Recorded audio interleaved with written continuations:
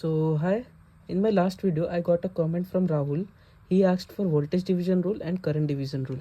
So let's discuss about these two concepts. Okay, in this video I will be discussing about voltage division rule, and I will try to give another video in which I will telling about current division rule. Okay, so let's begin for voltage division rule.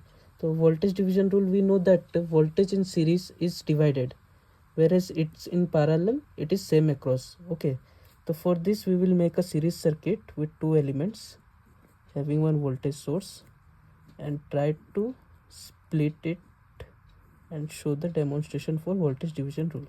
Okay, this is R1, this is R2. The voltage across R1 is V1, the voltage across R2 is V2.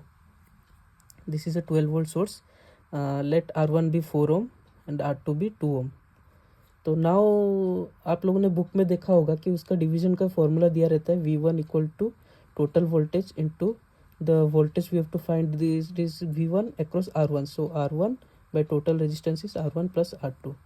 Now I have a concept that voltage is directly proportional to R.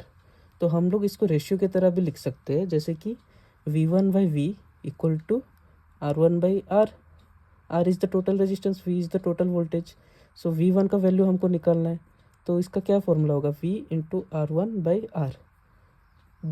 तो V into R1, R का value क्या है, R1 plus R2. So this is the concept of that formula. I have derived the formula also here. You can understand from here.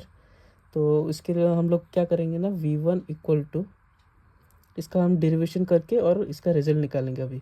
तो V1 का क्या आएगा ना, V1 into total voltage क्या रहता है 12 वोल्ट, और R1 का वैल्यू कितना है 4, और टोटल रेजिस्टेंस कितना है 6.